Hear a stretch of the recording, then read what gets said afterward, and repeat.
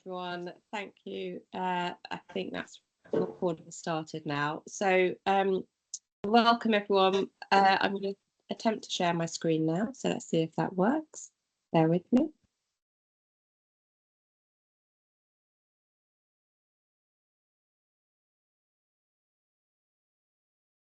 There we go. I'm hoping everyone can see my slides now. If you can just give me a nod, Alison. Yes, thanks. Yeah.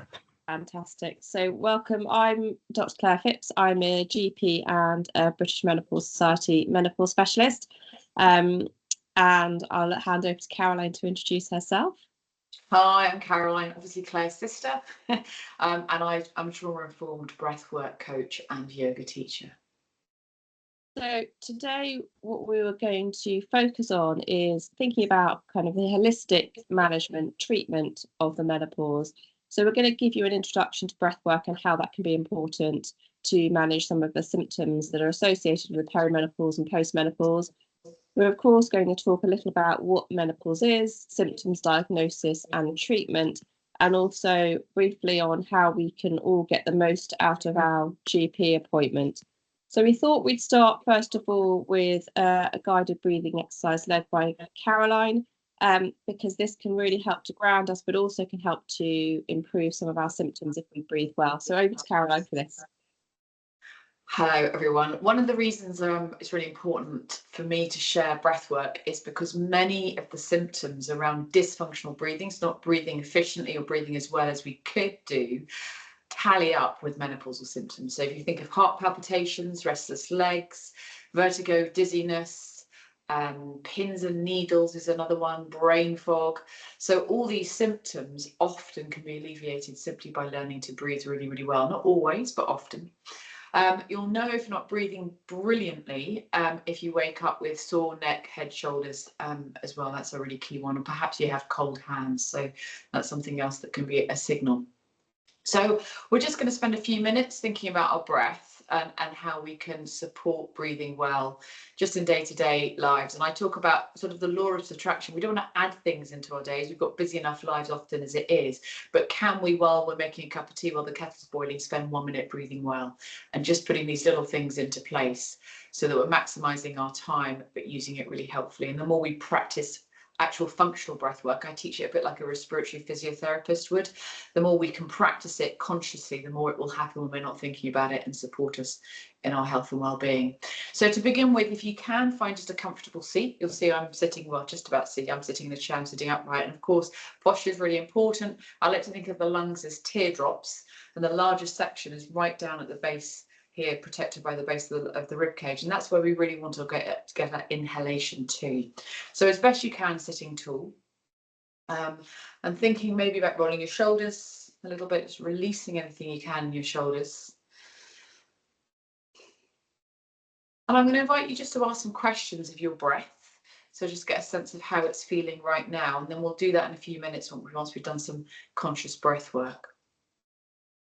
So if you feel comfortable, you could perhaps notice where your breath is moving to. And by that, I mean, when you breathe in, where can you feel movement in your body? You might feel it a little bit in the upper chest. You might find you feel it a little bit around the belly or the lower back. Just noticing, there's no wrong or right answers to these questions. Noticing where you can feel movement.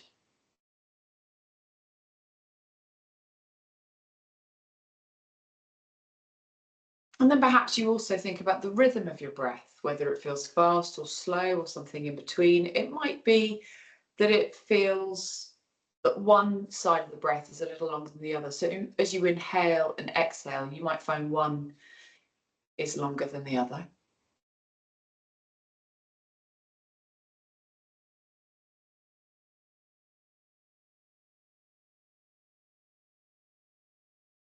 And then one final question to ask of your breath, if you'd like to, is what's the texture of your breath feeling like here and now? And by that, I mean, does it feel soft and smooth, a little bit like silk or something really lovely like satin, smooth? Or does it feel a little bit bumpy and rugged? Or more like it's kind of intermittent? So we're just beginning to form a kind of image of our breath. I often call this a breath print. And we can pop that image to one side and we'll think about breathing well for the next couple of minutes. So as we're seated, we want to try and have our shoulders soft. There's always lovely space for the breath to reach into the lungs. But if we have a tight jaw and tightness just generally in the upper shoulders and neck area, then our main breathing muscle, the diaphragm, which sits at the base of the rib cage, will be tight and tense as well. So I do this in my classes. If you feel comfortable, you could take some jaw stretches and movements. I usually stick my tongue out and give it a good wiggle around. But you could also roll your tongue around the inside of your mouth, pushing into the cheeks, up and under the upper lower lips. Maybe even opening your mouth wide, stretching your jaw area as best you can. And one final stretch, if you'd like to take it, is I call it horse whinny, a horse sound, just releasing through the lips. So even if this is making you giggle or smile, maybe even laugh, we know a smile is a relaxed jaw. So we're going to begin to release the main breathing muscle and give it a little bit more room to move. And then as best you can, breathing in and out through your nose. So gently sealing your lips and seeing if you can breathe in and out through your nose. And the nasal cavities in the nose do a lot for us. They cleanse our breath, they filter our breath, they warm our breath, and they humidify our breath. So the nose is doing all of this for the inhalation so that when it reaches the lungs, it's prepared. So this is why it's the healthiest option to breathe in and out through the nose.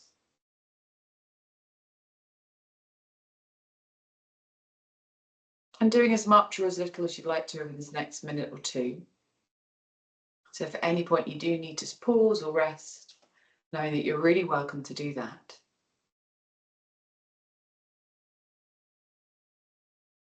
And then we're going to try and get our breath down a little deeper. So as I mentioned earlier, to the base of the lungs, the lowest lobes of the lungs. So it can be helpful to have a felt sensation. So you might like to use your hands at the base of the lungs. You could place your hands at the base of the rib cage. You could maybe have your fingers at the front, thumbs at the back. So it's that widest portion of the rib cage right at the bottom. And what we're trying to do is we breathe in, feel how it expands. And then as we exhale and breathe out, we want to try and feel how it shrinks back. So it's kind of flaring action. And for those who enjoy visualization or find it's possible to visualize, you could imagine a jellyfish in the sea, opening and closing. You could imagine an opening and closing umbrella, but as we breathe in, we're trying to feel the expansion. And as we breathe out, we're trying to feel how our rib cage shrinks back.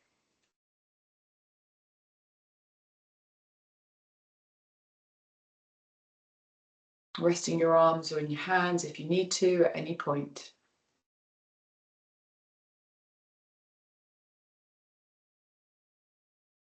Feeling how your rib cage expands at the front, the sides, and the back of your body.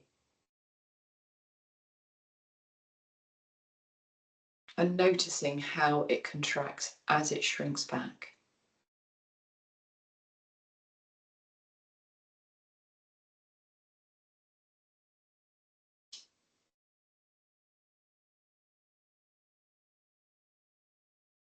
If you haven't already rested your hands, if you're using them to guide your breath, just allowing your arms, your hands to rest down. And maybe we'll just be here for another few rounds of breathing well. Breathing in, still trying to get the expansion through your rib cage, but can you perhaps also relax your belly? So we often hold our belly in unconsciously. So when we breathe in, we want the belly to be really soft and relaxed so that the main breathing muscle can move well.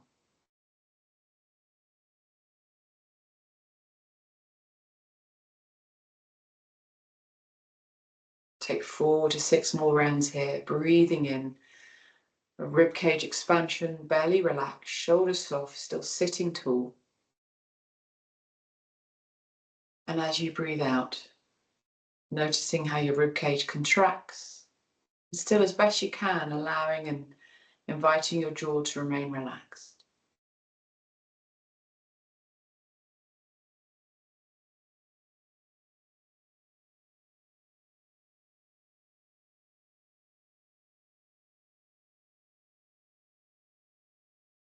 As you take the last couple of rounds of conscious breath here, just noticing if anything has changed. maybe nothing has changed at all. You might find that you can feel your breath moving to a slightly different area in your body. You might find that the rhythm of your breath has changed slightly, or the texture of your breath. It might be simply that you feel a bit calmer or quieter in your mind.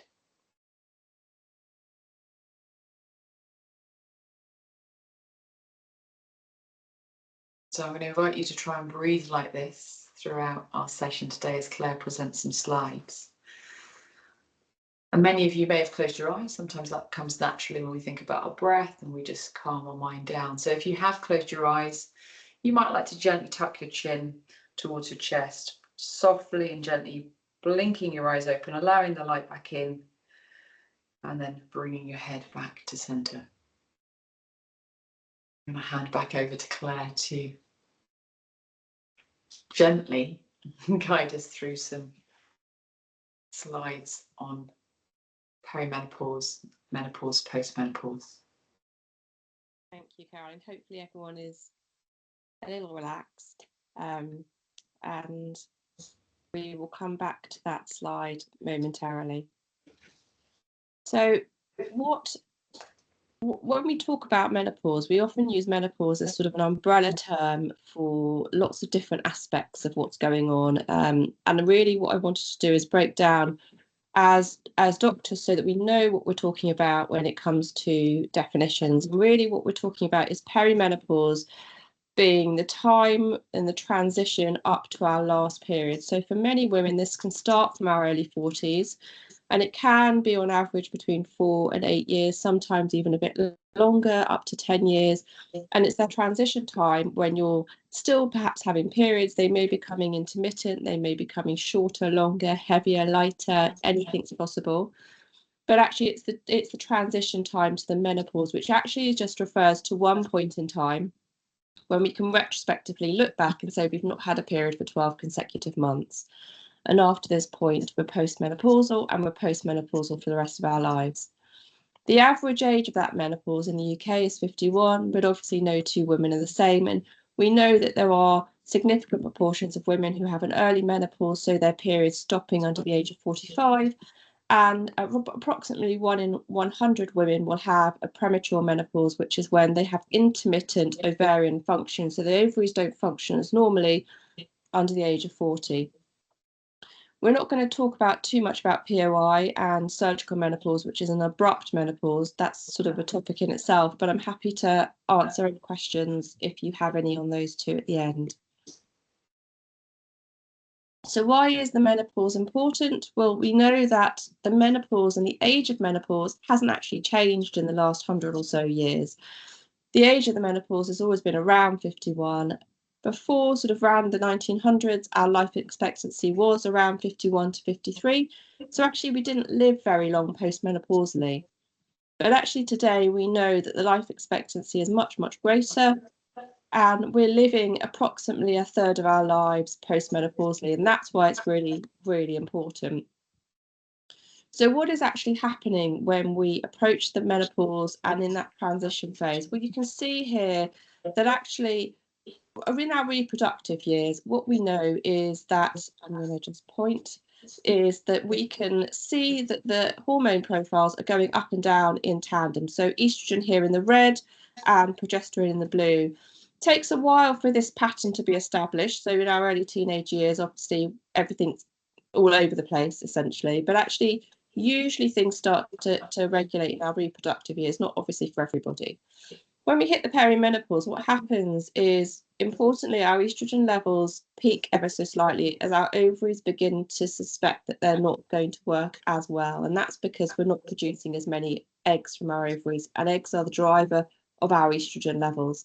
So estrogen levels ever so slightly peak and progesterone levels drop. And actually what we see is that pattern continuing to the course of the menopause and beyond postmenopausally. And that's really important because this early stage, in our early 40s often, is where we first might experience symptoms.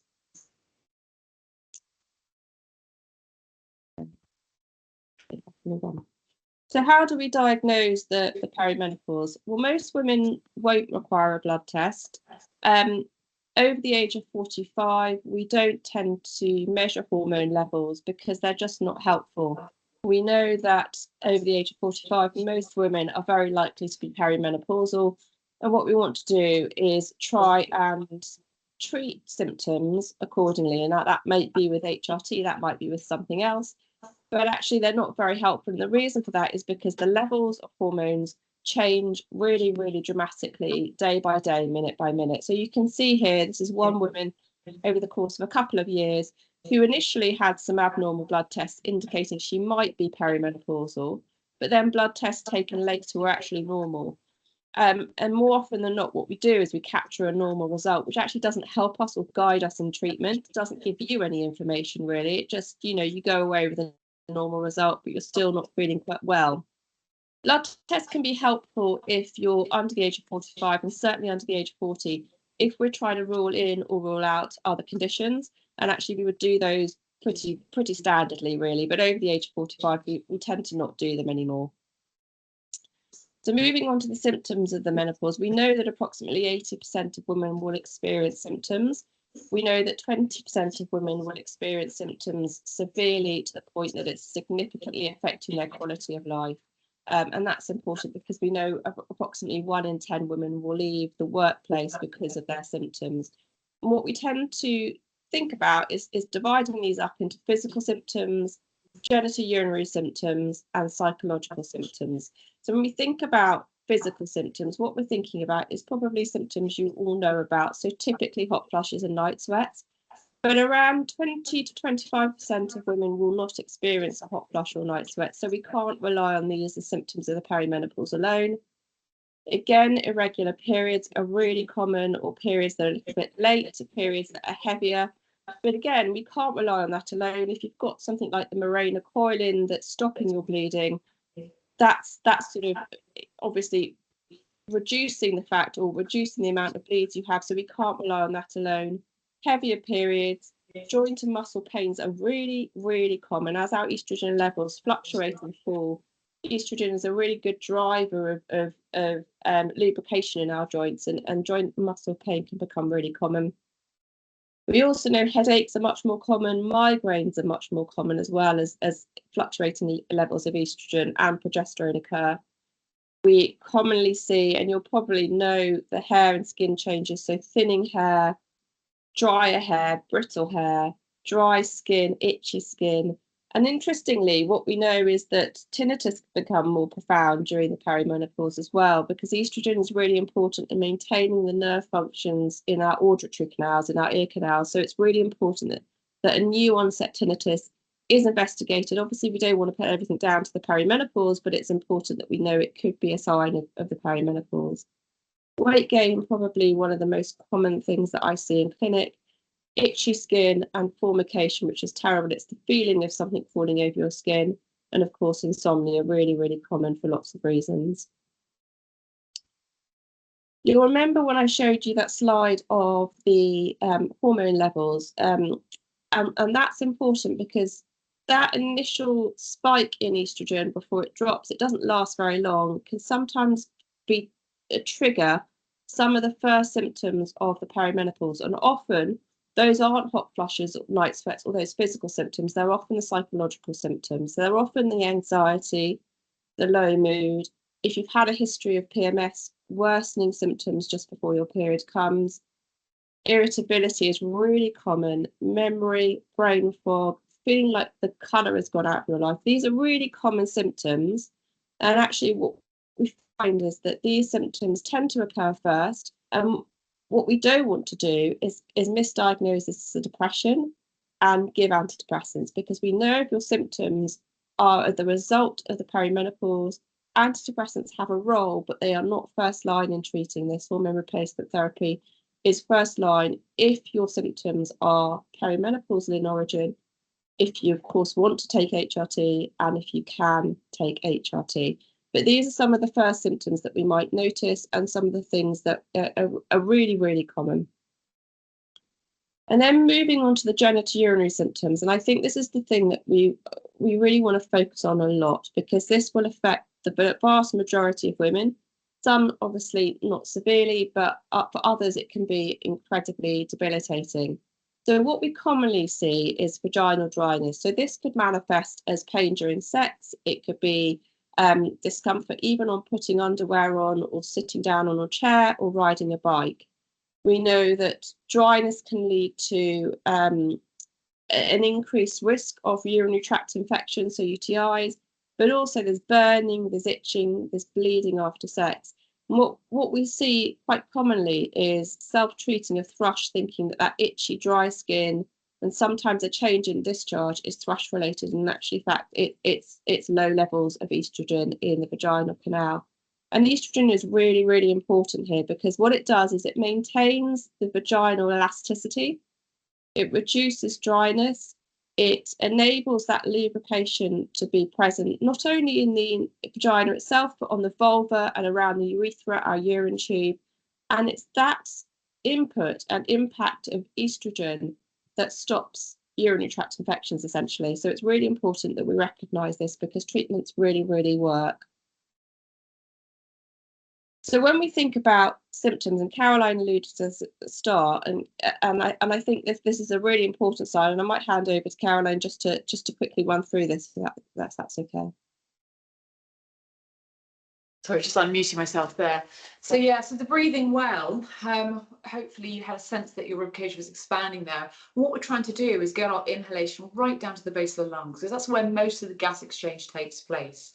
And what we find is, if we are waking up with a sore neck or shoulders, these are secondary respiratory muscles. So they're just muscles that help us breathe, but they should only really be doing 20 to 30% of the breath work, or helping us breathe. They kind of lift the rib cage up as the lungs expand. So we want to be using the diaphragm, which looks a bit like a jellyfish or an open umbrella, and that should be doing about 70% of the work. And if it's not doing as much as that, then this is where some of these symptoms come in. So the brain fog, the fatigue, particularly waking up in the morning feeling exhausted, if you find yourself yawning quite a lot, sighing quite a lot, the muscle cramps and the restless legs, anxiety, the kind of heart palpitations, and cold hands is another sign. And it's really just about getting the body well oxygenized, and getting the oxygen to basically through all the systems, so they work really, really well, from the lymphatic system to the immune system, of course the respiratory system, and the cardio system as well, cardiology. So it's just about breathing well and working with that. And as I mentioned earlier, the more we practice breathing well, more we practice our breath work, it's like a muscle memory, then the more it will happen unconsciously when we're not thinking about it, which is most of the day. Thank you. And actually what we're saying here is really thinking about ourselves very, very holistically. So, you know, our symptoms aren't just going to be down to not breathing well. They're not going to be just down to perimenopause and hormone changes. They're going to be down to lots of factors that are going on in our lives. But if we can sort of hack some of these, actually we might be able to manage our symptoms a little bit better. And as I always say to all my patients, actually, you know, if I give you HRT, it can help, but other things need to be in place. So we need those pillars of health to be in place, so that we can really get benefit from each one of those individually and then collectively. So when we think about symptoms, I think it's really important that we're all tracking our symptoms, so that when you get to the GP, and we'll come on to that later, we've got a really idea of what's happening for you. So there's lots of different symptom trackers. I've just taken this one from the Menopause Support, which is available to download online, but you can also use various apps. There's a Flow app and there's a Clue app that can also track your symptoms and track your cycles as well.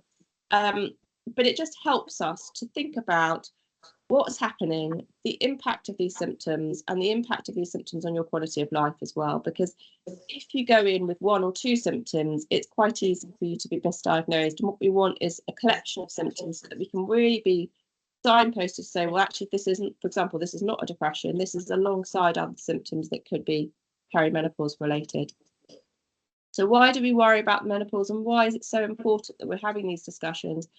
Well, because lots of women are needlessly suffering, and we need to consider long-term health implications of the menopause. We know that as our estrogen levels fall, we're more at risk of bone density reducing, so more at risk of fractures, and our risk of heart disease goes up, not to mention weight gain, which increases our risk of things like diabetes.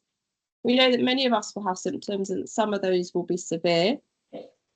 And the myth around the menopause is that obviously you get through this, but symptoms can last for many years, and we don't generally tend to get through the menopause. We tend to be postmenopausal for the rest of our lives.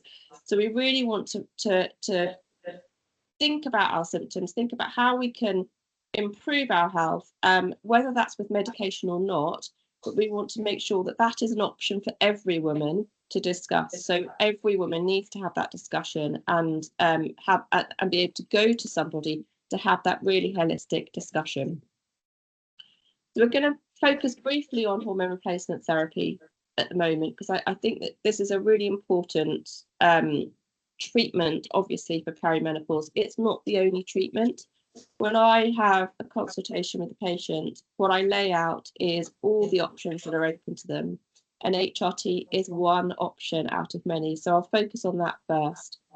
Hormone replacement therapy is typically estrogen and progesterone, and we'll think about testosterone in a minute. Estrogen tends to be a bit like our party hormone. It's our get up and go hormone. Progesterone tends to be our calming hormone. It's the one that sort of helps to balance out estrogen, if you like. And the two are really important. So we give estrogen and we give progesterone. Why do we do that? Well, estrogen increases the lining of the womb. And if you've still got a uterus, progesterone stops the lining of the womb becoming too thick. So it's really important that if you've not had a hysterectomy, you're using the two together. What we know about the regimes we use at the moment is that we try to use estrogen through the skin as a transdermal preparation. And this is a body identical preparation, which essentially means it's identical to what your ovaries are producing. And that's really important because it gives us the least side effects. Not zero side effects, but you're less likely to have side effects. And there's no sort of one size fits all. We have estrogel here, which is a daily application. We have patches that are changed twice a week, when we have a spray down here, which is sprayed onto the forearm.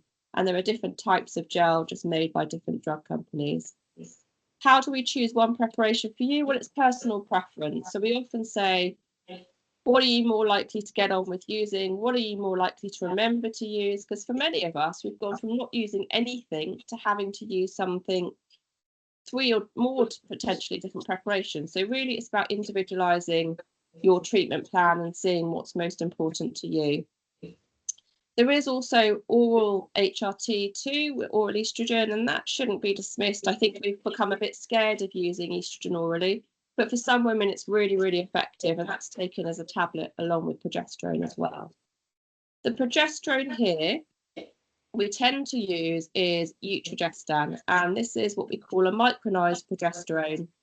And all micronized means, and all the body identical preparation means, is again, it resembles what our ovaries produce, so we're less likely to have side effects. This is taken depending on if you're still having periods, for part of the month or every night. And for many women, it can be really helpful for sleep. As I said before, it's a calming hormone, so it can be really helpful to give us a good night's sleep.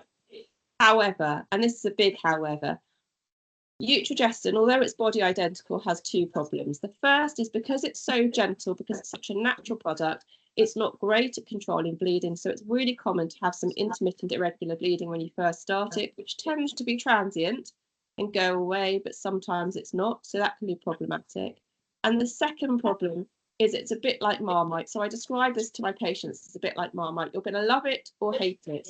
If you hate it, it's something that can actually make our mood a little bit worse. It can give us those PMT, PMS symptoms. We don't know if that's going to happen to you until we try it, but that comes back to taking a really good history. If you're someone that has really bad PMS symptoms, PMT symptoms, or haven't been able to tolerate some more synthetic combined contraceptions, then we might want to think about how you use this. And that again comes down to how we, seeing a GP and having a really good history taken. The other option, of course, is the Mirena coil, and the coil releases the progesterone into the uterus and is licensed for the progesterone part of your HRT for up to 5 years. The benefit of this is obviously a contraceptive. HRT isn't contraception, but the Mirena coil can be used as contraception. And if you've had a hysterectomy, you don't always need to use progesterone, but there are some circumstances where we might want to use it.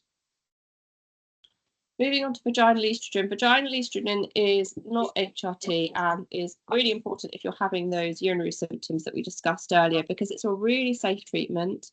It's really low dose estrogen, and it comes as tablets, pessaries and creams, which you can insert into the vagina and rub also onto the vulval skin. And having vaginal dryness and recurrent UTIs can be completely debilitating, and estrogen like this, vaginal estrogen, can be game changing. So as I said, it can be used alongside HRT, it can be used on its own, and it's really, really helpful. So I would urge you, if you're having any of those symptoms, to speak to your GP, because this is a really good treatment. And there's very few women who can't use this. Excitingly, or at least excitingly for me, perhaps as a menopause specialist, is the e-string is back on the market. So this has been unavailable for about a year, and this can be really helpful for older women who are experiencing symptoms of vaginal dryness, because it comes as a really flexible plastic ring which is inserted into the vagina. So instead of having to use vaginal estrogen every day or maybe 2 or 3 times a week, what you can use is this, which is it releases estrogen into the vagina continuously for 3 months. You can insert it yourself, but if you don't want to, your GP can insert it and change it every 3 months. And it's a little bit easier if you have sort of difficulties with manual dexterity. So, for example, if you've got rheumatoid arthritis or severe osteoarthritis in your fingers, actually this can be inserted. You don't have to insert something yourself every day. It can be worn during sex. If you don't want to wear it during sex, you can take it out yourself, just give it a rinse and insert it again. But it's a really good option for many women. So I'm quite excited that it's back. And of course, there are non-hormonal options. I've just listed some of these here. So we've got Yes, which I typically recommend first line, because it's water-based and it comes as moisturizers and lubricants. We've got Silk, which is a great moisturizer and can use used during sexual intercourse, and we've got Regale there as well. The really important thing is that when we're using these products, we're using them regularly. They don't replace the estrogen, but they'll make sexual intercourse more comfortable. But also we can wash with these. We should be washing with water, a vagina moisturizer or lubricant, or an emollient cream like E45, for example. We shouldn't be using any soaps or shower gels or any feminine hygiene products. So quickly moving on to testosterone. We know that testosterone is our third and vital hormone, and we know that we produce it in quite significant amounts from the ovaries. Now, testosterone is thought to help with nerve supply and strengthening nerves, but also contributing to mental sharpness, to thinking about our energy levels, to thinking about libido and desire.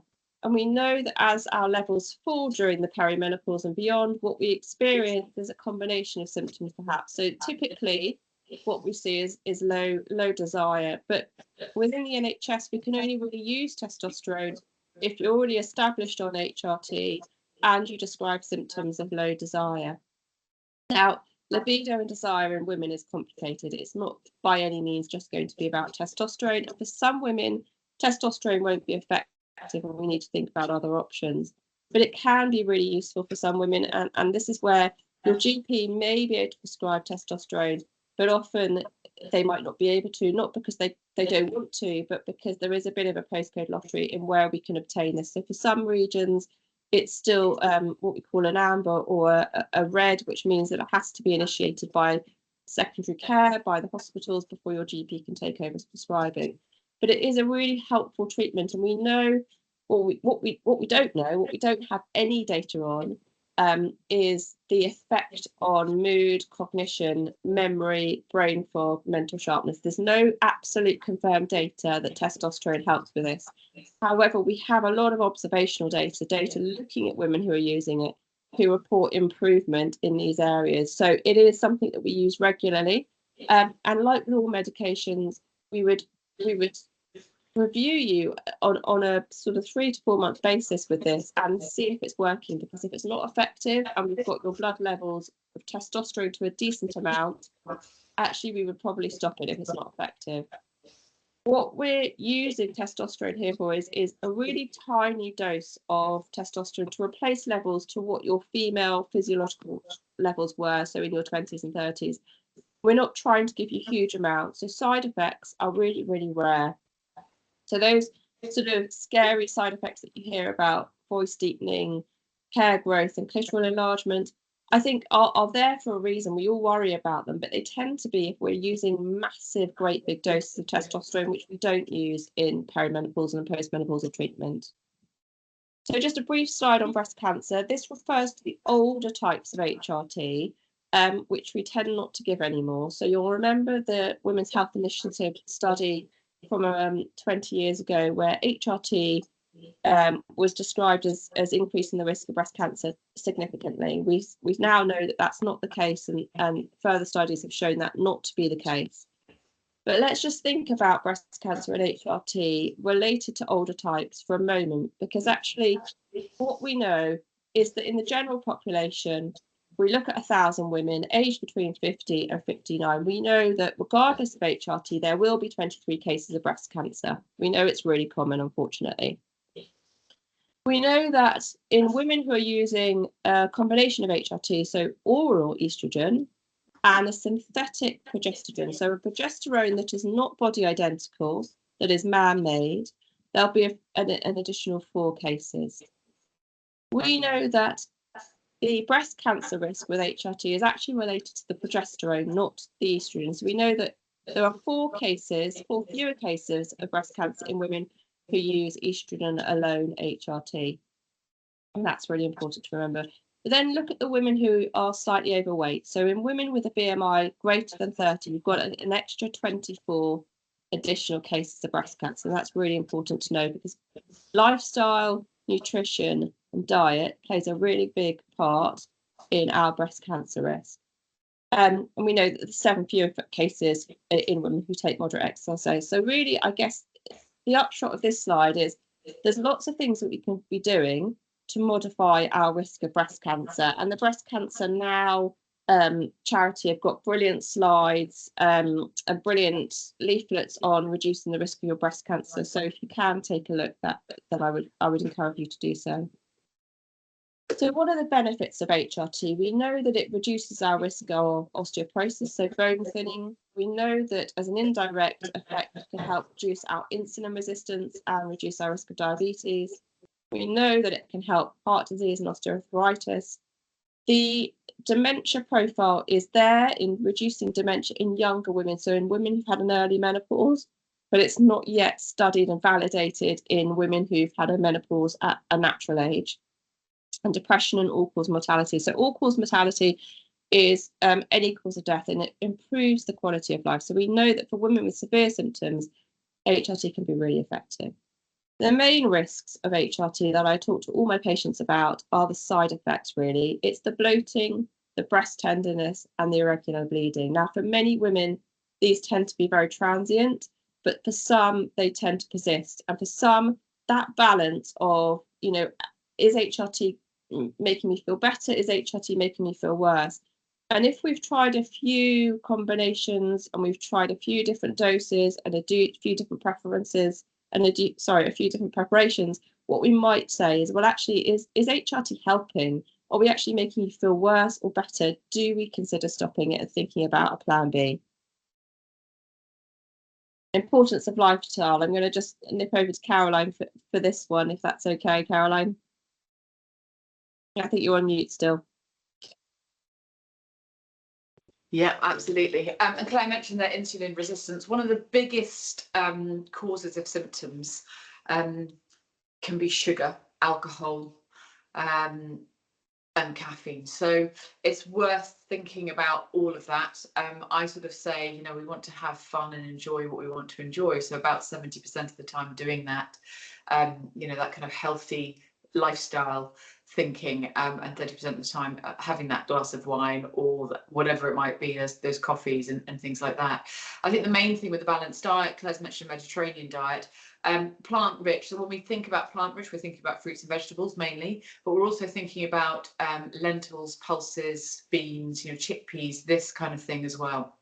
So with the sugar spikes, we're thinking not just about sweet things like donuts, which I love, but we're also thinking about white carbohydrates as well, because they just spike our blood sugar quite quickly, and that can lead to worsening symptoms. So thinking about the white bread, the white rolls, the white rice, are you able to have brown pasta? Are you able to have whole grain rice? These little small changes that we can possibly make as well. We know that reducing alcohol is going to be generally good for our overall health. And I realise that's often a challenge when we come through perimenopause and menopause, because actually sometimes sort of low mood, frustration, or we just want to have that glass of wine or that beer at the end of the day. But it's just managing that as well.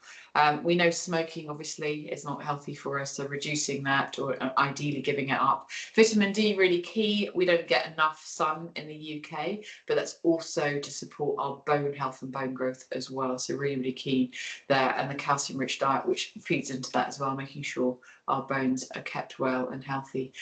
Quality sleep routine, we're just thinking about sleep, so breathing was a really good one to do at the end of the day. I often talk about when I do kind of yoga or stretching or breath work for sleep, it's about stretching the body out, because if the body's really tight and tense, it's a bit like sort of emotional anatomy. If we've had a really long day, we're tired, we're low mood, we've been standing for long periods of time, our body's going to be tight. Can we stretch out in any way that feels possible? Because once you stretch the body, the muscles relax a little bit, it's a bit easier to breathe, and we're able to sleep a little bit easier. But all the classic things like trying to avoid phones, social media, laptops, screens, about an hour before bed as well, and making sure you have a dark room if possible to sleep in. I think that's all of that, Claire. That's pretty much it. It's a whistle-stop tour, isn't it? Yeah, I mean, I think that there's two things on the calcium-rich diet. We tend to try and advise to get as much food-grade calcium, so much calcium you can from your diet, because we know that supplementing with calcium isn't always great, and they're quite massive tablets. They're difficult to take. So there is a great calcium calculator online that you can use just to see if you're getting enough calcium in your diet. And most of us aren't. So if we can increase our calcium, that will obviously help to protect our bones. And obviously self-care. Now, this is a huge pillar of menopause. So lifestyle is one pillar, HRT is another. Self-care, relaxation, mental well-being is really important. Now, I know it's difficult in busy lives to try and give yourself 5-10 minutes, but if you can, every day, just give yourself 5 or 10 minutes. It might be some breath work, it might be a little bit of yoga, it might be going for a walk at lunchtime and not sitting at your desk. If you can do that, then that's a really important part of menopause care. It will reduce your cortisol levels, it will calm you, it will just give you a breath really, and a break. So really important to try and incorporate that into your day if you can. I'm just going to jump in there quickly and just say, if you can think of the word joy, what makes you smile, whether that's seeing a friend briefly or like getting outside for a quick walk, just something that brings joy. We know that reduces the cortisol levels. We know that's really important for overall health and well-being. Absolutely. So another pillar of menopause care, and another pillar that I would always want to discuss with everyone, is, you know, what are your preferences? What do you want to do? But above all, making sure that you've got all the options open to you. So when we think about alternatives to HRT, we're really thinking from a holistic perspective. So we're thinking about, first of all, prescription medication. There are lots of different medications that can be prescribed that can help individual symptoms of the perimenopause and postmenopause. They're not, of course, for everyone, but for some women, they are a choice. So when we think of antidepressants, we always get a little bit worried, oh, it's an antidepressant, I don't feel depressed. But there are some medications that, used in lower doses than we would use to treat depression, can help with things like hot flushes and night sweats. So that is an option. The gabapentin and the pregabalin they're stronger types of painkillers, so I tend to avoid using them if I can. But they can be really helpful for joint pain. The problem with these is that we'd have to get to quite big doses, which sort of zonk you out a little bit for the muscle and joint pain relief. But that, of course, is an option, and it's on the table. Clonidine is an older type of blood pressure that we can use for palpitations. Oxybutynin is a type of medication that can help with that urinary urgency. So if you're getting up and peeing quite frequently, or if you're finding you've got that urgency to pee, so you need to rush to the toilet because you're fearful that you may leak, that can also be helpful too. And there are newer medications. There's a very new medication on the market called Veoza. which was released last year. It's not currently available within the NHS, but we're hoping in the next 12 to 18 months that it will be. And this targets, it's a non-hormonal option which targets hot flushes and light sweats. And it's showing some really good study data at the moment. It can be used in women from the ages of 45 to about 64, I believe. It hasn't been studied on women with a history of breast cancer, but it is a really great non-hormonal method that hopefully we'll get soon. And of course, we think about cognitive behavioural therapy and hypnotherapy. So we know that CBT can really help improve anxiety and hot flushes. We know that it's not the only thing. Again, I'm really keen to say that this is one aspect of treatment. It's not the only aspect of treatment. We know that some acupuncture can be really helpful. And we know that there's lots of herbal remedies that can be helpful. So we know that black cohosh, wood clover, ginkgo, St. John's wort can be really helpful. Natural progesterone creams and bioidentical hormones aren't recommended because we just don't know. We don't have a significant amount of evidence that A, they're working, they will work, and B, that they're safe. So we tend to try and avoid using those. But ashwagandha can be really helpful to help with anxiety and mood disturbance.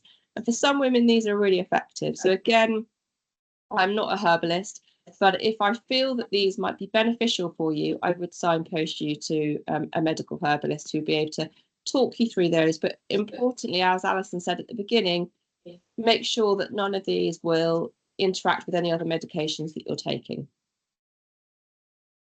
And then how to get the most out of your GP appointment. Well, we know that GP time is really limited. You're probably going to get 9-10 minutes at most.